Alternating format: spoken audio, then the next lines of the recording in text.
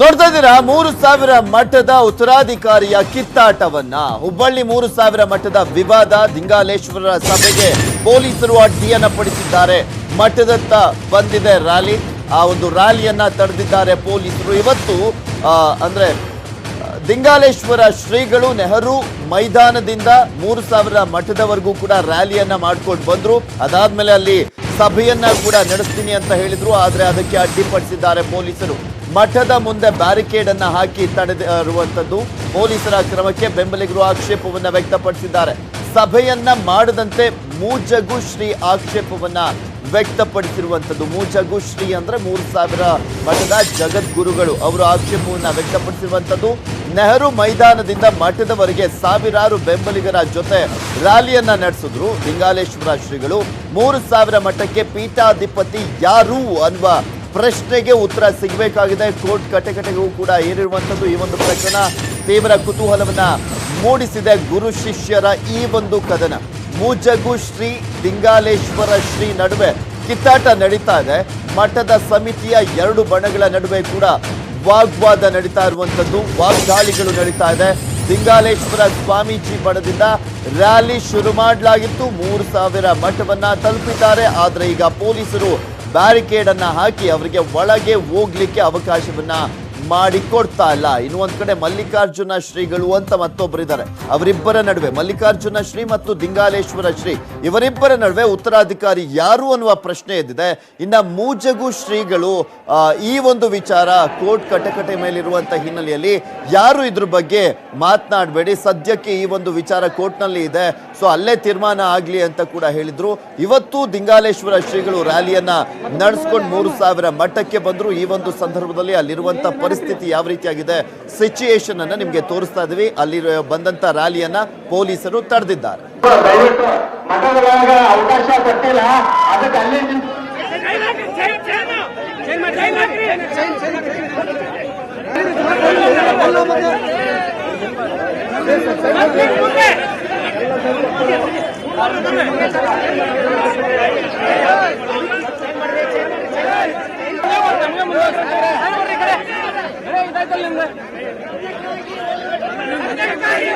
ಮಠದ ಉನ್ನತ ಸಮಿತಿಯ ಸದಸ್ಯರಾಗಿರುವಂತ ಶಂಕರ್ ಮುನವಳ್ಳಿ ಅವರು ನಮ್ಮ ಜೊತೆ ದೂರವಾಣಿ ಸಂಪರ್ಕದಲ್ಲಿದ್ದಾರೆ. ನಮಸ್ಕಾರ ಶಂಕರ್ ಮುನವಳ್ಳಿ ಅವರು. ನಮಸ್ಕಾರ ಸರ್, ಏನಾಗ್ತಾ ಇದೆ ಸರ್ 3000 ಮಠದ ಉತ್ತರಾಧಿಕಾರಿ ವಿಚಾರಕ್ಕೆ ಸಂಬಂಧಪಟ್ಟಂತೆ? ಯಾಕೆ ಇಷ್ಟೊಂದು ವಿವಾದ ಆಯ್ತು ಅಂತ?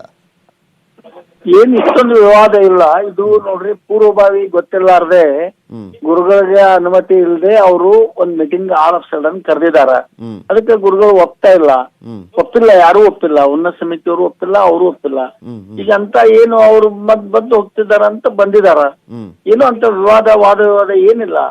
ಮತ್ತೆ ವಿಷಯ ಮ್ಯಾಟರ್ ಕೋರ್ಟ್ ನಲ್ಲಿದೆ, ಇದು ಎಲ್ಲರಿಗೂ ಗೊತ್ತಿದ್ದ ವಿಷಯ ಅಲ್ಲ. ವಾದ ವಿವಾದ ಏನು ಇಲ್ಲ ಅಂದ್ರೆ ಮತ್ತೆ ಇನ್ನೇನಕ್ಕೆ ರ್ಯಾಲಿ ಬರ್ತಾರೆ ಇವರು? ಯಾಕೆ ಬಂದಾರೋ ಅವ್ರನ್ನ ಕೇಳ್ಬೇಕಲ್ಲ. ಅಲ್ಲ, ಅವ್ರು ಹೇಳ್ತಾ ಇದಾರೆ ನಾನೇ ಉತ್ತರಾಧಿಕಾರಿ 2014ರಲ್ಲೇ ಘೋಷಣೆ ಮಾಡಿದ್ರು. ಸಂಪ್ರದಾಯ ಅದ.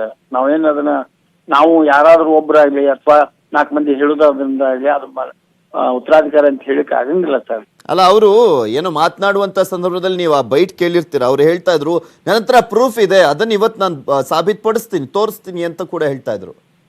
ತೋರಿಸ್ಲಿ, ಅವ್ರಿಗೆ ಏನ್ ತೋರಿಸ್ಲಿ. ಗುರುಗಳು ಏನ್ ಹೇಳ್ತಾರ, ಸಮಾಜ ಏನೈತಿ, ಉನ್ನತ ಸಮಿತಿಯವರ ಮತ್ತು ಹಿರಿಯ ಇದಾರ, ಅವ್ರು ಏನ್ ಹೇಳ್ತಾರ. ಉನ್ನತ ಮಟ್ಟದ ಸಮಿತಿಯಲ್ಲಿ ಏನ್ ಚರ್ಚೆ ಆಯ್ತು ಸರ್? ನೀವಿರುವಂತ ಒಂದು ಸಮಿತಿಯಲ್ಲಿ ಯಾರಾಗ್ಬೇಕು, ಏನು ಎತ್ತ ಅಂತ? ಅಂದ್ರೆ ನಿಮ್ಮ ನಿರ್ಧಾರವನ್ನೆಲ್ಲ ಮೂಜಗು ಶ್ರೀಗಳಿಗೆ ಬಿಟ್ಟಿದ್ದೀರಾ? ಯಾವ್ದು ಚರ್ಚೆ ಆಗಿಲ್ಲ, ಯಾವ್ದು ವಿಷಯ ಬಂದಿಲ್ಲ. ಅಲ್ಲ, ಈಗ ನಿಮ್ಮ ನಿರ್ಧಾರವನ್ನೆಲ್ಲ ಮೂಜಗು ಶ್ರೀ ಮೇಲೆ ಬಿಟ್ಟಿದ್ದೀರಾ? ಹೌದು, ಅವ್ರ ಗುರುಗಳು ಅವ್ರ ಜೊತೆಗೆ ಡಿಸ್ಕಷನ್ ಮಾಡ್ಲಾರ್ದ ನಾವು ಹೇಳಿಕ್ಕೆ ಯಾರ್ರಿ? ಅಲ್ಲ ಅದೇ, ಈಗ ಮೂಜಗು ಶ್ರೀಗಳ ಜೊತೆನೂ ಚರ್ಚೆ ಆಗಿದೆಯಾ ಆಲ್ರೆಡಿ? ಅದು ಈಗ ಸದ್ಯಕ್ಕೆ ಕೋರ್ಟ್ ನಲ್ಲಿ ಇರೋದ್ರಿಂದ ಅವ್ರು ಏನು ಮಾತಾಡ್ಲಿಕ್ಕೆ ತಯಾರಿಲ್ಲ ಗುರುಗಳು. ಓಕೆ, ಈ ದಿಂಗಾಲೇಶ್ವರ ಶ್ರೀಗಳನ್ನ ಮನವೊಲಿಸುವಂತ ಪ್ರಯತ್ನ ಏನಾದ್ರೂ ಆಗ್ತಾ ಇದೆಯಾ ಈ ಒಂದು ವಿಚಾರದಲ್ಲಿ? ಎಲ್ಲಾ ರೀತಿಯಿಂದ ಪ್ರಯತ್ನ ಆಗಿದೆ. ಇದು ಶಾಂತಿ ಆಗ್ಬಾರ್ದು, ಅಶಾಂತಿ ಆಗಬಾರ್ದು ಅನ್ನೋ ದೃಷ್ಟಿಯಿಂದ ಎಲ್ಲಾ ಪ್ರಯತ್ನ ಆಗಿದೆ. ಯಾಕೆಂದ್ರೆ ನಾವು ಇಷ್ಟು ದಿನಗಳ ಕಾಲ ರಾಜ್ಯದಲ್ಲಿ ನೋಡ್ತಾ ಇದ್ವಿ ಸಿಎಂ ಕುರ್ಚಿಯ ವಿಚಾರಕ್ಕೆ ಸಂಬಂಧಪಟ್ಟಂತೆ ಯಾವ ರೀತಿಯಾಗಿ ಹಗ್ಗ ಜಗ್ಗಾಟ ನಡೀತಾ ಇತ್ತು ಅಂತ. ಈಗ ಒಂದು ಉತ್ತರಾಧಿಕಾರಿ ವಿಚಾರಕ್ಕೋಸ್ಕರ ಇಷ್ಟೆಲ್ಲ ರಂಪಾಟ ಆಗ್ತಾ ಇದೆಯಲ್ಲ, ಸೊ ಹೀಗಾಗಿ ಎಲ್ಲೋ ಒಂದ್ ಕಡೆ ಇದು ಭಕ್ತರಿಗೂ ನೋವನ್ನುಂಟು ಮಾಡುವಂತ ಸಂದರ್ಭ.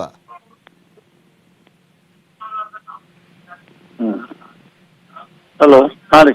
ಅದೇ ಈ ವಿವಾದ ಮತ್ತಷ್ಟು ಜಾಸ್ತಿ ಆಗ್ತಿರೋದು ಭಕ್ತರಿಗೂ ಕೂಡ ಎಲ್ಲೋ ಒಂದ್ ಕಡೆ ಮುಜುಗರವನ್ನ ತರ್ತಾ ಇದೆ. ಸ್ವಲ್ಪ ಆತಂಕ ಆಗತ್ರಿ, ನಮಗೂ ಮನಸ್ಸು ನೋವಾಗಿದೆ. ಇದೆಲ್ಲ ಈ ತರ ಆಗ್ಬಾರ್ದಾಗಿತ್ತು, ಆಗಿದೆ. ಅದಕ್ಕೆ ಏನ್ ಮಾಡುದ, ಏನ್ ಮಾಡ್ಲಿಕ್ಕೆ ಆಗಂಗಿಲ್ಲ. Okay okay okay, thank you Shankar Munuvalli ಅವರೇ, ನ್ಯೂಸ್ 18 ಜೊತೆ ಮಾತನಾಡಿದ್ದಕ್ಕೆ. ಇವತ್ತಿನ ದಿವಸ ಮಠದಲ್ಲಿ 10 ಹುಡುಗರು ಕಲಿಯಲಿಕ್ಕೆ ಯಾರು ಇಲ್ಲ. ದಿಂಗಾಲೇಶ್ವರು ಮೊನ್ನೆ ಹೇಳಿದರು, ನನಗಿದ ಮಾಡಿಕೊಟ್ಟರೆ ನಾಳೆ ಜೀವನದಲ್ಲಿ ನಾನು 500 ಜನರ ಬಾಲಕರಿಗೆ ಫ್ರೀ ಆಗಿ ನಾನು ಶಿಕ್ಷಣ ಕೊಡುತ್ತೇನೆ, ಅವ್ರ ಊಟ ಕೊಡುತ್ತೇನೆ ಅಂತ ಧೈರ್ಯವಾಗಿ ಹೇಳಿದರು. ಪತ್ರಕರ್ತರು ಕೇಳಿದ್ರು, ನಾನು ಜೋಳಿಗೆ ಹಾಕುತ್ತೇನೆ, ಇಡೀ ಹುಬ್ಬಳ್ಳಿಯಿಂದ ಸುತ್ತಮುತ್ತಲಿನ ನಾಡಿನಿಂದ ನಾನು ಹಣವನ್ನು ತಂದು ಮಕ್ಕಳನ್ನು ಸಾಕ್ತೇನೆ ಅಂತ ಹೇಳಿ ನೀವು.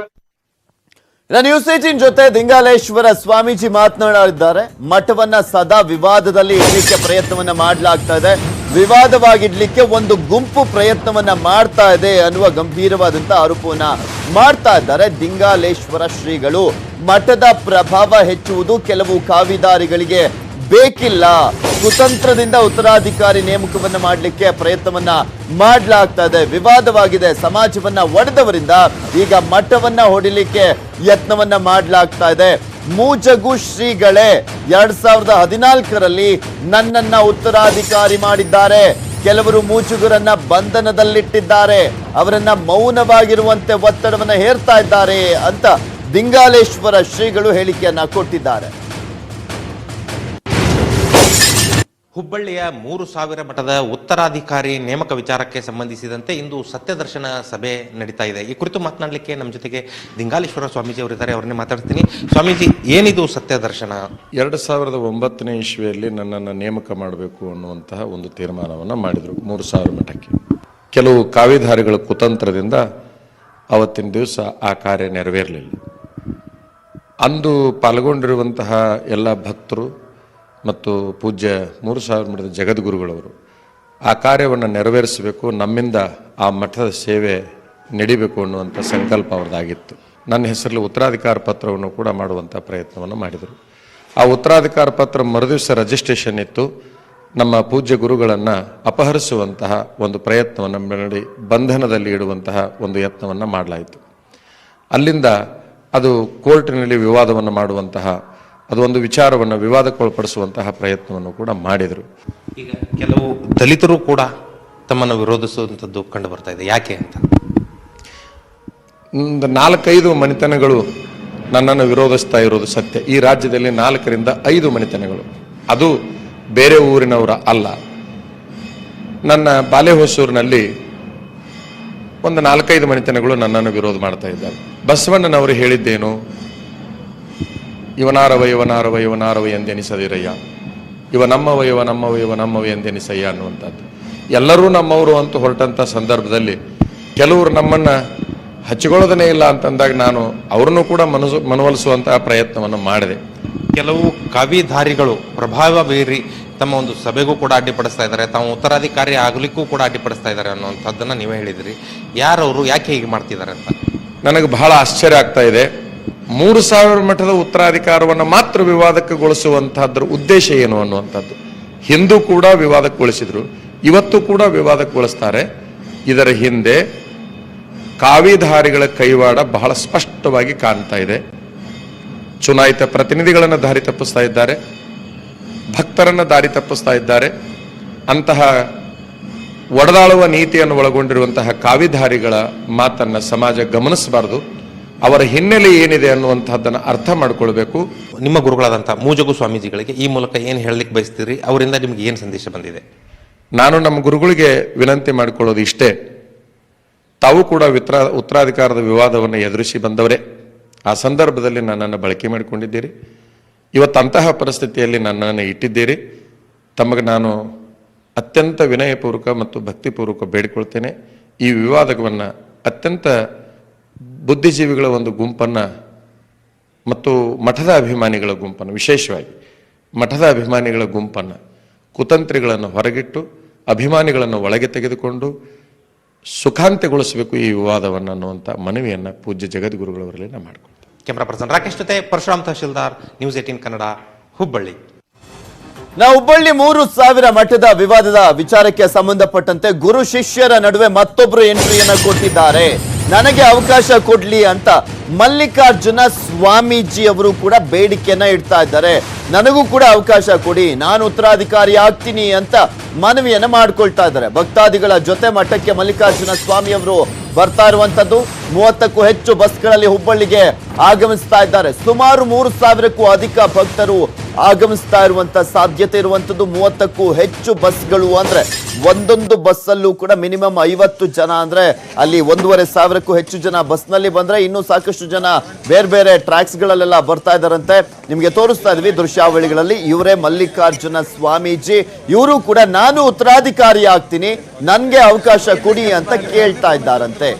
ಇಲ್ಲಿ ಪ್ರಮುಖವಾಗಿ ಈಗ ಉತ್ತರಾಧಿಕಾರಿ ವಿಚಾರಕ್ಕೆ ಸಂಬಂಧಪಟ್ಟಂತೆ ಒಂದ್ ಕಡೆ ಮೂಜಗು ಶ್ರೀಗಳು ಯಾರನ್ನ ಮಾಡಬೇಕು ಅನ್ನುವ ಗೊಂದಲ, ದಿಂಗಾಲೇಶ್ವರ ಶ್ರೀಗಳು ನಾನೇ ಅಂತ ಹೇಳ್ತಾ ಇದ್ದಾರೆ. ಇನ್ನು ಒಂದ್ ಕಡೆ ಮಲ್ಲಿಕಾರ್ಜುನ ಶ್ರೀಗಳು ನಾನೂ ಆಗ್ಬೇಕು ಅಂತ ಬೇಡಿಕೆಯನ್ನ ಇಟ್ಟಿದ್ದಾರೆ.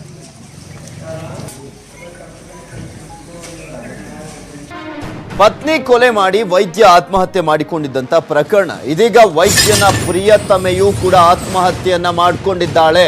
ಡಾಕ್ಟರ್ ರೇವಂತ್ ಆತ್ಮಹತ್ಯೆ ಸುದ್ದಿ ಕೇಳಿ ಆಕೆಯ ಪ್ರಿಯತಮೆ ಕೂಡ ಆತ್ಮಹತ್ಯೆಯನ್ನ ಮಾಡ್ಕೊಂಡಿರುವಂಥದ್ದು. ಅಂದ್ರೆ ಆತನ ಪ್ರಿಯತಮೆ ಕೂಡ ಆತ್ಮಹತ್ಯೆಯನ್ನ ಮಾಡ್ಕೊಂಡಿದ್ದಾಳೆ. ಈತ ರೇವಂತ್ ಯಾವಾಗ ಸಿಕ್ಕಿ ಬೀಳ್ತಾ ಇದ್ದೇನೆ ಈ ಪೊಲೀಸರ ತನಿಖೆಯಲ್ಲಿ ಗೊತ್ತಾಯ್ತು, ಅದಾದ್ಮೇಲೆ ಆತ್ಮಹತ್ಯೆಯನ್ನ ಮಾಡ್ಕೊಂಡ. ಅದಾದ್ಮೇಲೆ ಈತನ ಪ್ರಿಯತಮೆ ಕೂಡ ಸೂಸೈಡ್ ಅನ್ನ ಮಾಡ್ಕೊಂಡಿದ್ದಾಳೆ. ನೇಣು ಬಿಗಿದುಕೊಂಡು ಹರ್ಷಿತಾ 32 ವರ್ಷ ಆತ್ಮಹತ್ಯೆಯನ್ನ ಮಾಡ್ಕೊಂಡಿದ್ದಾಳೆ. ಬೆಂಗಳೂರಿನ RR ನಗರದಲ್ಲಿ ಆತ್ಮಹತ್ಯೆಗೆ ಶರಣಾಗಿದ್ದಾಳೆ. ದಂತ ವೈದ್ಯ ರೇವಂತ್ ಪ್ರೇಯಸಿ ಹರ್ಷಿತಾ ಈಕೆ ಆತ್ಮಹತ್ಯೆಯನ್ನ ಮಾಡ್ಕೊಂಡಿರುವಂತದ್ದು. ಒಂದು ಕೊಲೆಯಲ್ಲಿ ಸಾಕಷ್ಟು ಟ್ವಿಸ್ಟ್ಗಳು ಸಿಗ್ತಾ ಹೋಯ್ತು. ಪೊಲೀಸರು ತನಿಖೆಯ ಸಂದರ್ಭದಲ್ಲಿ ಯಾರು ಕೊಲೆಗಾರ ಅನ್ನೋದ್ರ ಬಗ್ಗೆ ಸಾಕಷ್ಟು ತನಿಖೆಯನ್ನ ನಡೆಸುವಂತ ಸಂದರ್ಭದಲ್ಲಿ ಇನ್ನೇನು ಬಂಧಿಸಬೇಕು ಈಕೆಯ ಗಂಡನನ್ನ, ಕವಿತಾ ಅವರ ಗಂಡನನ್ನ ಇನ್ನೇನು ಬಂಧಿಸಬೇಕು ಅನ್ನುವ ಟೈಮಲ್ಲಿ ಆ ರೇವಂತ್ ಆತ್ಮಹತ್ಯೆಯನ್ನ ಮಾಡ್ಕೊಂಡ. ಅದಾದ್ಮೇಲೆ ಹರ್ಷಿತಾ ಕೂಡ ಆತ್ಮಹತ್ಯೆಯನ್ನ ಮಾಡ್ಕೊಂಡಿದ್ದಾಳೆ. ಇನ್ನು ಈ ಕುರಿತಂತೆ ಮಾತಾಡ್ಲಿಕ್ಕೆ ನಮ್ಮ ಜೊತೆ ಪ್ರದೀಪ್ ಅವರಿದ್ದಾರೆ, ಕವಿತಾ ಅವರ ಅಣ್ಣ, ದೂರವಾಣಿ ಸಂಪರ್ಕದಲ್ಲಿ. ನಮಸ್ಕಾರ ಪ್ರದೀಪ್ ಅವರೇ. ನಮಸ್ಕಾರ ಸರ್. ಸರ್, ಈಗ ಈ ತನಿಖೆಯ ನಂತರ ಸಾಕಷ್ಟು ವಿಚಾರಗಳು ಗೊತ್ತಾಗ್ತಾ ಇರುವಂತದ್ದು. ನಿಮ್ಗೇನಾದ್ರೂ ಗೊತ್ತಿತ್ತಾ ರೇವಂತ್ಗೆ ಈ ರೀತಿಯಾದಂತ ಪರಸ್ತ್ರೀ ಸಂಬಂಧ ಇದ್ದಿದ್ದಂತ ವಿಚಾರ?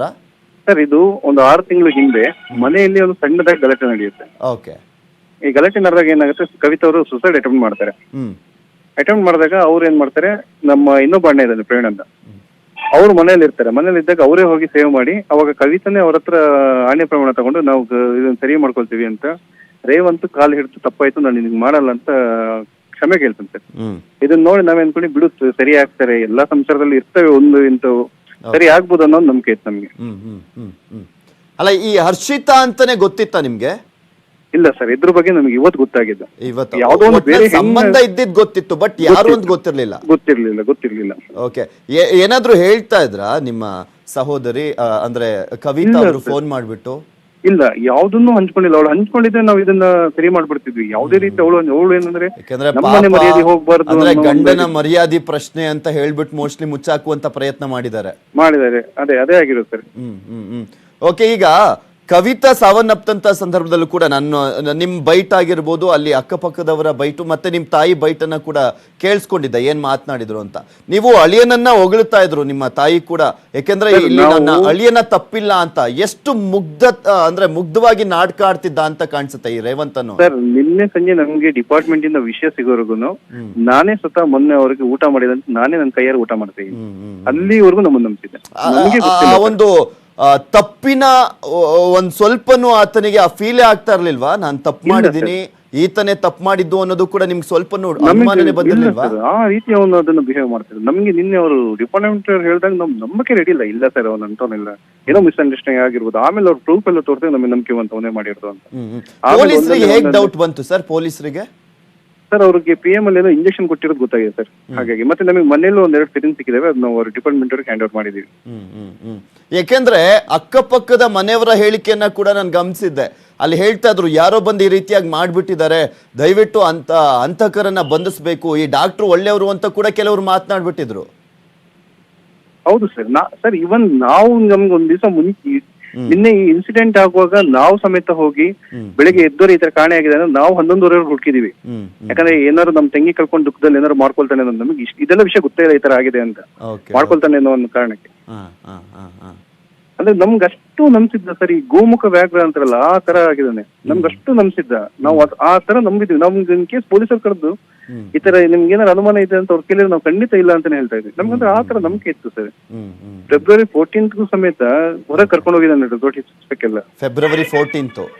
ಹಾ, ಈ ಘಟನೆ ಆಗಿದ್ದು ಫೆಬ್ರವರಿ 17th ಅಲ್ಲ sir? 17th Monday. Okay okay okay okay. ಎಷ್ಟು ವರ್ಷ ಆಗಿತ್ತು ಮದುವೆ ಆಗಿ? 7 ವರ್ಷ ಆಗಿತ್ತು ಸರ್. 7 ವರ್ಷ. ಈಗ ಮಗು ಎಷ್ಟು ವರ್ಷ ಸರ್? ಸರ್ ಒಂದು 6 ತಿಂಗಳ ಮಗು ಇದೆ, ಒಂದು 6 ವರ್ಷದ ಮಗು ಇದೆ. 6 ತಿಂಗಳು ಮಗು ಮತ್ತೆ ಇನ್ನೊಂದು 6 ವರ್ಷದ ಮಗು ಇದೆ ಸರ್. 6 ವರ್ಷದ ಮಗು. ಓಕೆ. ಈಗ ಅವ್ರನ್ನ ನೀವೇ ನೋಡ್ಕೊಳ್ತಾ ಇದ್ದೀರಾ? ಹಾ ಸರ್, ನಮ್ಮ ಹತ್ರನೇ ಇದೆ ಮಗು. ಓಕೆ. ಪಾಪ ಚಿಕ್ಕ ಮಕ್ಕಳಿಗೆ ಇವನ್ಗೇನು ಒಂದು ಡಾಕ್ಟ್ರು ಅನ್ನೋನ್ಗೆ ಸ್ವಲ್ಪನಾದ್ರೂ ಮಾನವೀಯತೆ ಅನ್ನೋದು ಬೇಡವಾ ಸರ್? ಚಿಕ್ಕ ಮಕ್ಕಳಿದ್ದಾರೆ, ಹೇಗೆ ಬದುಕ್ತಾರೆ ಅವರು ಅನ್ನೋ ಒಂದು ಅಷ್ಟೊಂದು ಕ್ರೂರತ್ವ ಇತ್ತು ಅಂದ್ರೆ ಇವನು ಡಾಕ್ಟರ್ ಆಗೋದಕ್ಕೆ ಅನ್ಫಿಟ್ ಅಂತ ಕಾಣಿಸುತ್ತೆ ಇವನು. ನಿಜವಾಗ್ಲು ಸರ್, ಖಂಡಿತ ಮನುಷ್ಯತ್ವ ಇರೋರು ಯಾರು ಮಾಡಲ್ಲ ಸರ್. ಯಾಕಂದ್ರೆ ವೈದ್ಯ ನಾರಾಯಣ ಹರಿ ಅಂತೀವಿ ನಾವು. ಒಬ್ಬ ವೈದ್ಯನ ದೇವರಿಗೆ ಹೋಲಿಸ್ತೀವಿ, ಯಾಕಂದ್ರೆ ನಮ್ಮ ಪ್ರಾಣ ಹೋಲಿಸ್ತಾರೆ. ಅಂತ ವೈದ್ಯರೆ ನಮ್ಮ ಪ್ರಾಣ ಕೊಲ್ತಾರೆ ಅನ್ನುವಾಗ ನಂಬಕ್ ಅಸಾಧ್ಯ ಆಗತ್ತೆ. ಈ ರೇವಂತ್ಗೆ ಅಪ್ಪ ಅಮ್ಮ ಯಾರು ಇಲ್ವಾ? ಅಮ್ಮ ಇದಾರೆ, ತಂದೆ ಅವನು 1 ವರ್ಷ ಇರುವಾಗಲೇ ತಂದೆ ಸತ್ತೋಗಿರ್ತಾರೆ. ಆ ಇನ್ಸಿಡೆಂಟ್ ನೋಡ್ಕೊಂಡ್ರೆ ಅವ್ನು ಯೋಚನೆ ಮಾಡ್ಬೋದಿತ್ತು, ನನ್ ಮಗಳು ನಾಳೆ ನನ್ನ ಪರಿಸ್ಥಿತಿ ಬರುತ್ತೆ ಅನ್ನೋದು. ಅವ್ರ ತಾಯಿ ಎಲ್ಲಿದ್ದು ಸರ್? ತಾಯಿ ಎಲ್ಲಿದ್ದಾರೆ? ಅವರು ಇಲ್ಲೇ ಮನೆಯಲ್ಲೇ ಇದ್ದಾರೆ. ಇವ್ರ ಜೊತೆನೆ ಇದ್ದಾರೆ. ಹೌದು. ಈ ಸೂಸೈಡ್ ಮಾಡ್ಕೊಳ್ಳೋ ಸಂದರ್ಭದಲ್ಲಿ ಇರ್ಲಿಲ್ವಾ ಅವರು? ಇರ್ಲಿಲ್ಲ ಸರ್, ಅವ್ರಿಗೆ ಆ ವಿಷಯ ಯಾವ್ದು ಗೊತ್ತಿಲ್ಲ. ಅಂದ್ರೆ ಏನ್ ಮಾಡ್ತಾ ಇದ್ರು ಸರ್ ಅವ್ರೆಲ್ಲಿ? ಅವರು ಅಂದ್ರೆ ನಿಮ್ಮ ಸಹೋದರಿಯನ್ನ ಸಾಯಿಸೋ ಟೈಮಲ್ಲಿ ಎಲ್ಲಿದ್ರಂತೆ? ಅವರು ಬ್ಯಾಂಕ್ ಡ್ಯೂಟಿ ಹೋಗಿದ್ರು ಸರ್, ಅವ್ರಿಗೂ ಗೊತ್ತಿಲ್ಲ. ಅವ್ರ ಮನೆ ಬಂದು ನೋಡಿದಾಗ್ಲೇ ಅವ್ರಿಗೆ ಗೊತ್ತಾಗಿರುತ್ತೆ. Okay okay okay. ಅಂದ್ರೆ ಅವ್ರ ಅಮ್ಮ ಇಲ್ಲದಂತ ಸಂದರ್ಭವನ್ನ ನೋಡ್ಕೊಂಡು ಈತ ಕೊಲೆ ಮಾಡಿರೋದು. ಓಕೆ. ಆ ಮಗುನು ಮನೆಯಲ್ಲೇ ಇದ್ದಿದ್ದ ಸರ್ ಅಥವಾ? ಇಲ್ಲ ಸರ್, ಏನಾಗಿದೆ, ಸಣ್ಣ ಮಗು ಮನೇಲಿತ್ತು. ಆ ಮಗುಗಳು ಹಾಲು ಕೊಡಿಸ್ತಾ ಕೂತಿದ್ದಾಳೆ, ಆ ಸಮಯದಲ್ಲಿ ಮಾಡಿದಾನೆ. ದೊಡ್ಡ ಮಗು ಸ್ಕೂಲಿಂದ ಹೋಗಿ 4:20 ಮಗು ಬಂದಿದೆ ಸ್ಕೂಲಿಂದ. ಅದೇನೋ ಇಂಜೆಕ್ಷನ್ ಕೊಟ್ಬಿಟ್ಟು, ಅಂದ್ರೆ ನಿದ್ದೆ ಬರುವಂತ ಇಂಜೆಕ್ಷನ್ ಕೊಟ್ಬಿಟ್ಟು ಅದಾದ್ಮೇಲೆ ಕೊಲೆ ಮಾಡಿರೋದು ಅಂತ ಕೇಳ್ಪಟ್ಟೆ. ಹೌದು ಸರ್, ಹಾಗೆ ಅಂತ ನಮಗೂ ಹೇಳಿದ್ದಾರೆ. ಅದು ನಮ್ಗೆ ತೋರಿಸಿದ್ದಾರೆ ಸರ್, ಹಾಗೆ ಆಗಿದೆ. ಅಂದ್ರೆ ಇನ್ನೇನು ಪೊಲೀಸರಿಗೆ ಎಲ್ಲ ಗೊತ್ತಾಯ್ತು, ಈತರನ್ನ ಬಂಧಿಸೋ ಟೈಮಲ್ಲಿ ಈತ ಆತ್ಮಹತ್ಯೆ ಮಾಡ್ಕೊಂಡು. ಹೌದು, ಸಮಾಜಕ್ಕೆ ಎದುರಿ ನನ್ನ ಎಲ್ಲ ಇದು ಮುಖಗಳು ಕಳ್ಚಿ ಬೀಳ್ತವೆ, ಇನ್ನು ನಾನು ಬದುಕೋದು ಕಷ್ಟ ಅಂತ ಯಾವಾಗ ಅವನಿಗೆ ಗೊತ್ತಾಗಿದೆ ಅವಾಗ ಹೋಗಿ ಈ ತರ ಮಾಡ್ಕೊಂಡಿದ್ದಾನೆ. Okay okay okay. Thank you Pradeep ಅವರೇ, ಮಕ್ಕಳನ್ನ ಚೆನ್ನಾಗಿ ನೋಡ್ಕೊಳ್ಳಿ. Thank you so much news 18 ಜೊತೆ ಮಾತನಾಡಿದ್ದಕ್ಕೆ.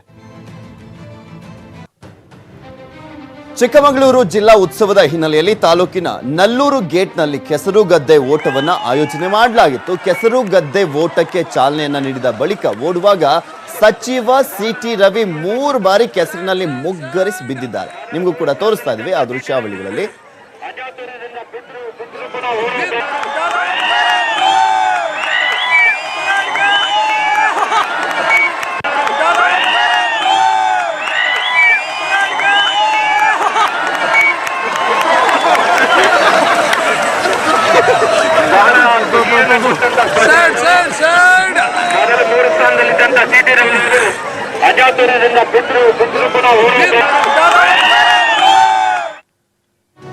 ನ್ಯೂಸ್ 18 ಕನ್ನಡದ ಮುಕುಟಕ್ಕೆ ಮತ್ತೊಂದು ಗರಿ ಸಿಕ್ಕಿದೆ. ಎಕ್ಸ್ಚೇಂಜ್ ಫಾರ್ ಮೀಡಿಯಾ ಸಂಸ್ಥೆ ಕೊಡುವಂತ ಪ್ರತಿಷ್ಠಿತ ಮಾಧ್ಯಮ ಪ್ರಶಸ್ತಿ ನ್ಯೂಸ್ 18ಗೆ ಸಿಕ್ಕಿದೆ. ಪ್ರಸಕ್ತ ವಿದ್ಯಮಾನ ಕಾರ್ಯಕ್ರಮ ಫೋಕಸ್ 18 ವಿಭಾಗಕ್ಕೆ ಪ್ರಥಮ ಸ್ಥಾನ ಸಿಕ್ಕಿರುವಂತದ್ದು. ಹಾಗೆ ಬೆಸ್ಟ್ ನ್ಯೂಸ್ ಕವರೇಜ್ ವಿಭಾಗದಲ್ಲಿ ನ್ಯೂಸ್ 18 ಕನ್ನಡಕ್ಕೆ ದ್ವಿತೀಯ ಪ್ರಶಸ್ತಿ ಸಿಕ್ಕಿದೆ. ರಾಜ್ಯ ರಾಜಕೀಯದ ಬುಡವನ್ನೇ ಅಲ್ಲಾಡಿಸಿದ್ದಂತ ಫೋನ್ ಟ್ಯಾಪಿಂಗ್ ಸುದ್ದಿಗೆ ಈ ಒಂದು ಪ್ರಶಸ್ತಿ ದಕ್ಕಿದೆ. ದೆಹಲಿಯಲ್ಲಿ ನಡೆದಂತ ಸಮಾರಂಭದಲ್ಲಿ ಈ ಪ್ರಶಸ್ತಿಗಳನ್ನು ವಿತರಣೆ ಮಾಡಲಾಗಿದೆ.